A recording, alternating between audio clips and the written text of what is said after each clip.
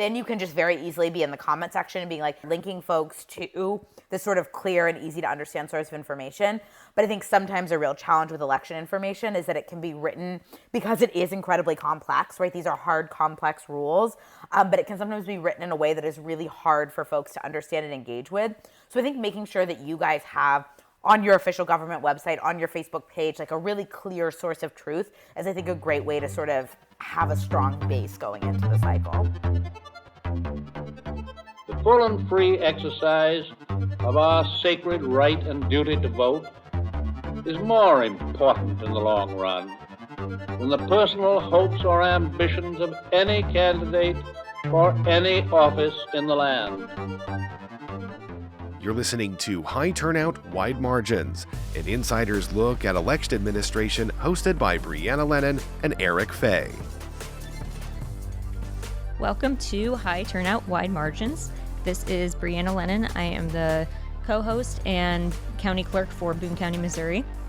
And we're really excited today to be talking about misinformation and social media.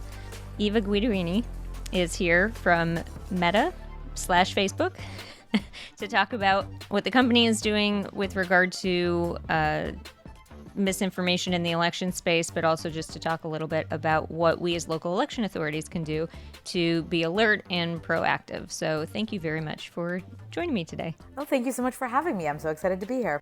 The first question always is, how did you specifically end up working in elections and on this project? Yeah, I used to work on campaigns, and then when I came over to Meta, I was really excited to be working in the state and local space. I just love that level of government. I think it's where so many of the great things that really impact people's lives happen. And so once I started getting involved in that space, so intrinsic to state and local government, that's where all of our elections work is housed. And I love Facebook's sort of forward-facing, proactive voter information election products. And I really wanted us to work really closely with state and local election offices as we got out those products to make sure that they were getting out the most useful and helpful information.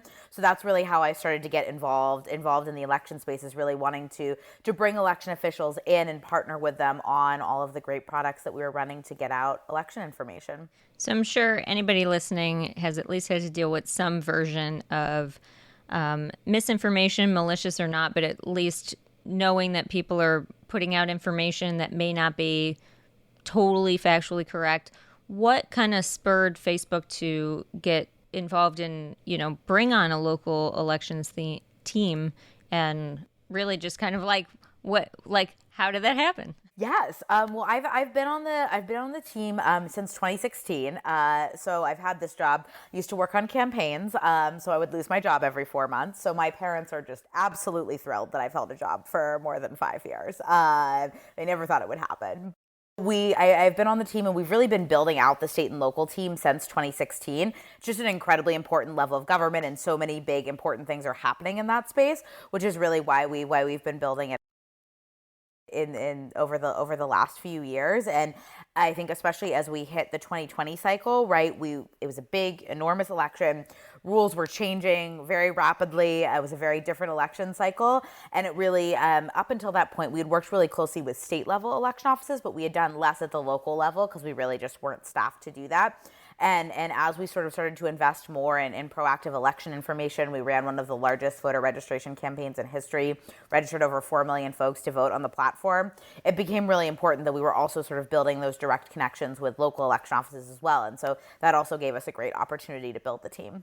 And I can attest to the success of your voter registration drives, because we always know when we start seeing tons and tons of registrations come in through our online, through the state, we know it's because of Facebook. And we'll, a lot of, I think, local election authorities will kind of monitor their own social media just to see if they are getting that, if the reason why they're getting an upsurgence of voter registrations is because of what's happening on social media. So that's good to know. What kind of relationships have you built with the states, and recently or even in the past? Like, how did that come about? Yeah, so it started back ahead of the 2018 election cycle with us, like you mentioned, when we run these voter registration reminders, they drive a lot of traffic, and we run them directly to state websites. We want to make sure that those websites are prepared for the traffic, right? That we're not sending a bunch of folks to a state that's not prepared to receive that huge influx, so they didn't get any warning. So it really came out of a desire to really work in partnership with these folks and make sure that both we were getting out information in a way that is helpfully timed for them, but also to make sure that sort of everyone was aware, and we don't want to make anyone's job harder. So to make sure that we were working sort of in concert with the amazing folks who run state election offices. So that's sort of when it started in 2018, and then we really collaborated hand in hand with state election offices on sort of the detailed information that we provided on platform in 2020. And I think a really big piece of our work with these election offices has been really hearing their feedback over the years and getting to build things in response to that. So one of the things that we heard leading up to 2020 pretty regularly from state election offices and some of the locals that we worked with as well is that, you know, Facebook ads were not a great way for them to get out information to people quickly when they needed to, right? Not everyone has a budget. They're kind of difficult to run. And so they needed a really fast way to be able to get out both information about the voting steps people wanted to take and ways to sort of counter misinformation that they might be seeing on the platform. And so in response to that feedback, we were actually able to work really closely with our product teams and develop a tool just for election offices called Voting Alerts, which allows an election office to send out a notification to everyone in their jurisdiction with important updates about voting and in the voting and elections process. And so we're really excited to sort of be able to get that feedback over time and then turn around a product that could address that and get election offices sort of exactly what they need. A way to sort of quickly blast out information to folks. As you all are intimately aware, right, elections are so decentralized in the US. So there's only so much really at Facebook. We can only really be providing sort of specified information top of feed at the state level. But when it comes to early voting, changes in voting location, local elections, which as we all know are happening really year round, a lot of that information is really just centralized at the county or city level. And so to be able to put a tool directly in the hands of the election office that's doing this work and let them broadcast out to the people who they represent was a really great idea, and one that we got from all these conversations with state and local election offices, and a tool that we were really excited to roll out in 2020 and is still live and something that we're promoting now. That's really great, and I know that I remember seeing that in the 2020 election. The other thing that I know a lot of people were trying to do in advance of the election and are still probably working through that and might want some information is the verification process for county clerk offices. So can you shed a little light on that process? Yes, I would strongly recommend getting Blue Badge verified. It's just a great way to let people know that you are the true and authoritative source of election information in your area. There's a couple of different options here. The first is I would recommend going to, on a browser in which you are logged into your county election office account, going to facebook.com/GPA/help. There's a help form that's designed specifically for government. So this is not going to Facebook's general help support, but this is a form designed specifically for government. That's one of the best places to go to request verification. You can also reach out directly to my team. I have sort of a large regionally divided team, so I won't read off everyone's emails here, but I can always get you to the right person. You can get me at Guidarini, EGUI, D as in dog, ARINI, at fb.com. Just shoot us over a link to your account and we're happy to help you get that Blue Badge verification. And I think that has been very, very helpful for a lot of local authorities that have been trying to push back about things. That badge, it doesn't sound like it would be, just having a little checkbox next to your name doesn't sound like it would be a huge deal, but people really take that seriously when they're looking for information. Do you have any kind of sense of how often offices have been using the voting alerts tools and things like that? Yeah, absolutely. I actually have one of my favorite internal tools that an engineer built for me. I have a little a bot that sends me a little ping on our internal messenger service every time a voting alert goes off. So I just get to sort of watch them all day. So it's very time dependent. As you can imagine, Tuesdays over the last few months, it's been a very, very active tool. We've had lots and lots of primaries. So it's been used a lot. It was also used a lot actually in 2021. I think one of the places where this tool is particularly powerful is in local elections that don't get a lot of press and don't have a lot of turnout, right? The ability to blast information to everyone about registration deadlines, voting locations, upcoming things on your ballot, I think is really powerful, particularly in elections that aren't getting a lot of attention.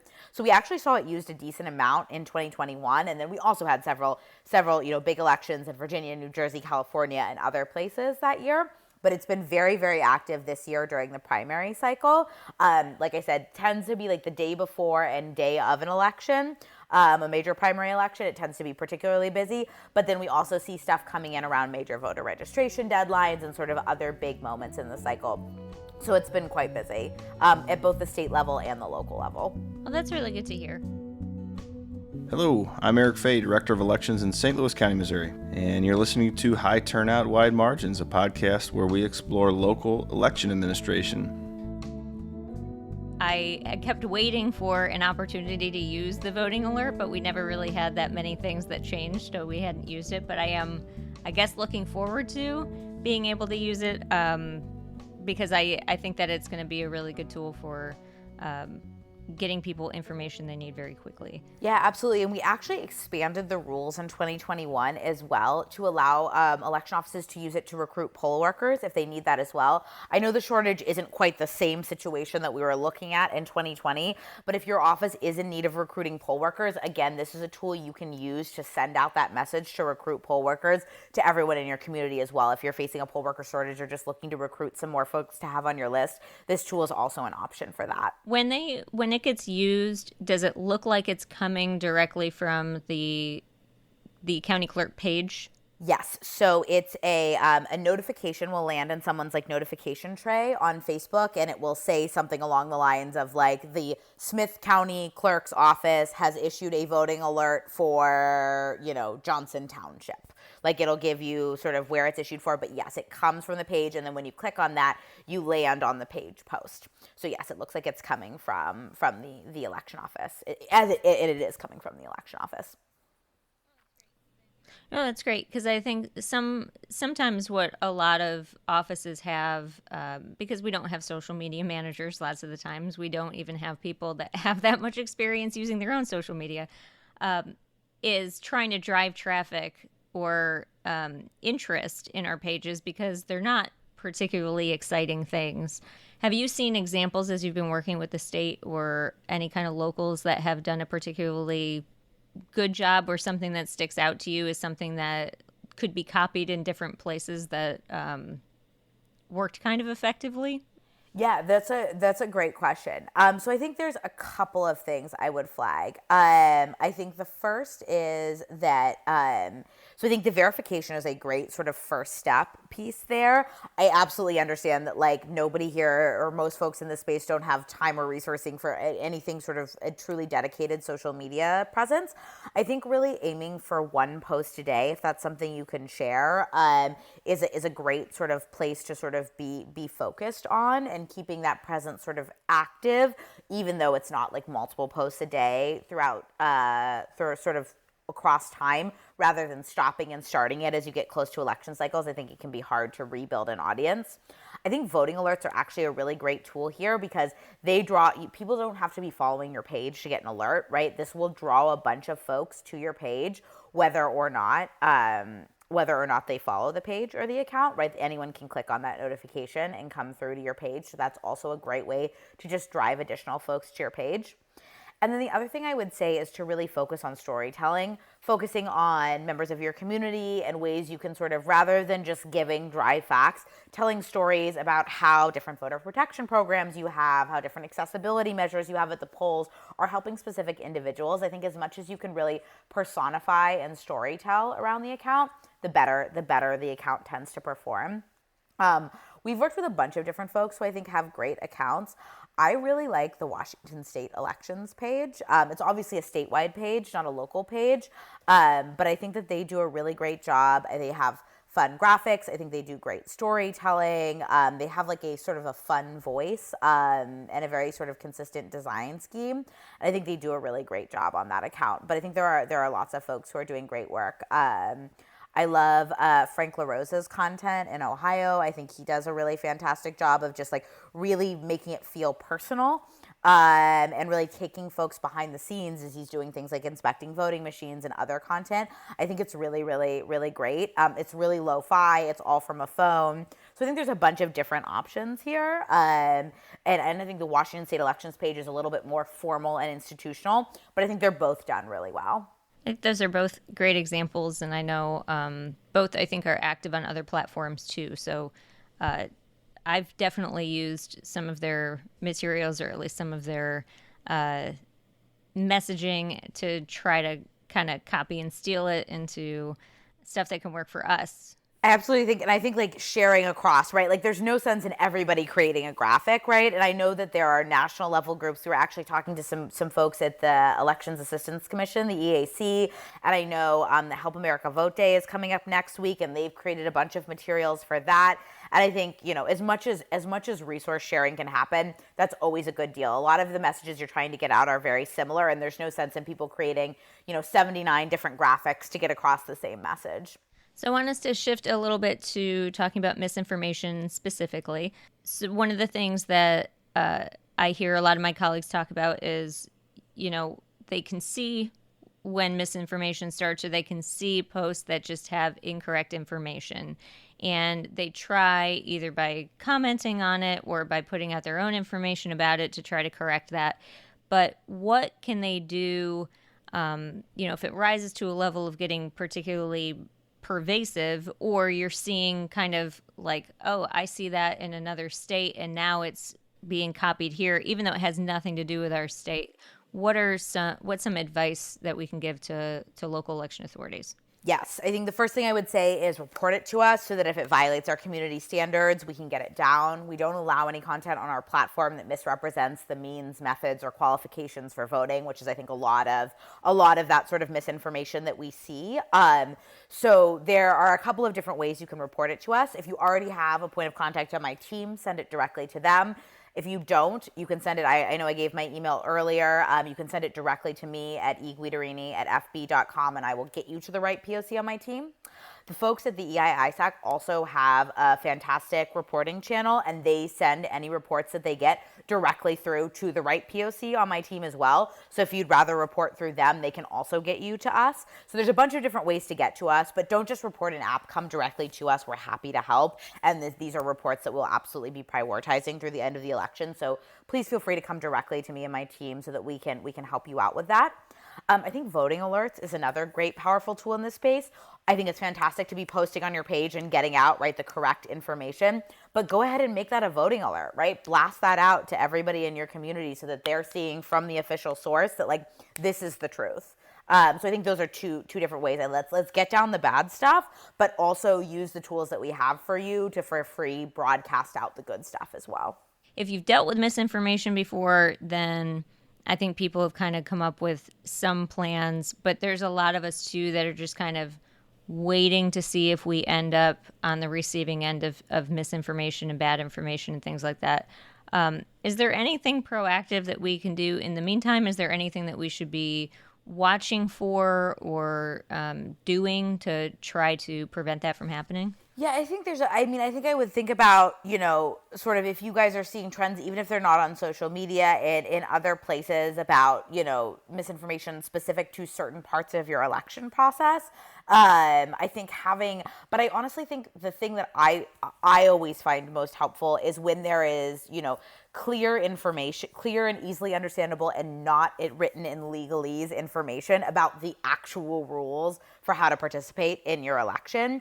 I think I know that is always super helpful for me and other social media companies when we're looking at content and trying to decide if it violates, right? We're doing a lot of proactive searching for misinformation as well, right? Like we don't want to just rely on you guys sending it to us once it's already a problem. We really want to be proactively looking for this. And oftentimes we're looking for sort of the government source of truth about, when is the early voting deadline in Massachusetts, right? We're really looking for that information, and having sort of very clear, easy to understand, written at a reading level that like most voters will understand, information readable on a cell phone on your website, but I think really having like a website or a social account that has really clearly laid out and easy to understand information about all your rules gives you all that things that you need to point people back to. Then you can just very easily be in the comment section and being like, yep, here's our voter guide, like here's our linking folks to this sort of clear and easy to understand source of information. But I think sometimes a real challenge with election information is that it can be written, because it is incredibly complex, right? These are hard, complex rules, but it can sometimes be written in a way that is really hard for folks to understand and engage with. So I think making sure that you guys have on your official government website, on your Facebook page, like a really clear source of truth is, I think, a great way to sort of have a strong base going into the cycle. I think that's a really great point, too, that sometimes gets missed when we're talking about social media. The core content is still not really coming from social media. It's, your own educational content and website that you need to have good things to point people to. And it can't all just live on your Facebook page or your Twitter or something like that. You have to have something that it's driving to, which sometimes I feel like it's lost. People are like, oh, I want to be on social media, so I have to create entirely new content and do all of this work and only live there. But really, you want it tied back to the work that you're already doing. Yeah, and there's no reason why when you guys create content, you should get the most out of it, right? Like if you create a 30-second video on how to vote by mail, like definitely post that on your Facebook, also post it on your Twitter, also post it on your website, right? No sense in not getting the sort of most bang out of your buck. And I have seen folks who've done a really good job of sort of getting all of their information up on their Facebook page. I think it sort of depends on the county and the place. Sometimes website infrastructure is more or less accessible to you. I think the nice thing about sort of hosting that content on Facebook or Instagram is that that can be, it's a little bit more within your control, right? You don't need somebody who is a webmaster or something like that. But obviously, if you can also have it on a website, I think that's very, very helpful as well. But definitely get the most out of the content that you're creating and sort of post it across your platforms and on your website. Is there anything that I missed about things that you would want local election authorities to know just kind of heading into the 2022 midterm? Yeah, I think again, lean on that voting alerts tool. It's a really great one. If you're having trouble seeing it on your account, a couple of reminders. It's a tool only available to institution pages, so it needs to be for your sort of government office. So if you don't have a page like that, we can help you create one. Please reach out to me, and I'm happy to connect you to the right person on my team to help you do that. A reminder to send content into us. We're happy to take a look at it directly, and please just reach directly out to my team so you don't have to deal with in-app reporting when you're sort of in the heat of an election cycle. A plea when you're reporting content to us, please send links, not screenshots. Send us a link to the direct content that you're reporting. That is the easiest way for us to track it down. We also appreciate any sort of extra context you can provide to us about why it's wrong. You guys are the experts in your elections and you know best, so we love to be able to sort of rely on your information. And then I think the final plea I would make is I know that the vast majority of folks in the election space, not everyone has two-factor authentication turned on your personal accounts. As a reminder, your personal accounts do administer your official pages and are also obviously attached to your names. And you want to make sure that you are keeping those accounts as safe and secure as possible. So please make sure that those accounts are locked down ahead of the election, that everything is on private, that you have two-factor authentication turned on, and that you're doing everything that you can to stay safe and secure. Please do everything you can to protect yourselves ahead of this cycle. Lock down those accounts, make sure they're safe and secure. And on that note, if you guys are seeing any content on platform that is at all threatening you, other employees of your office, please also report that to us right away so that we can get that content down as well. You've been listening to High Turnout, Wide Margins, a podcast that explores local election administration. I'm your host, Eric Fay, alongside Brianna Lennon.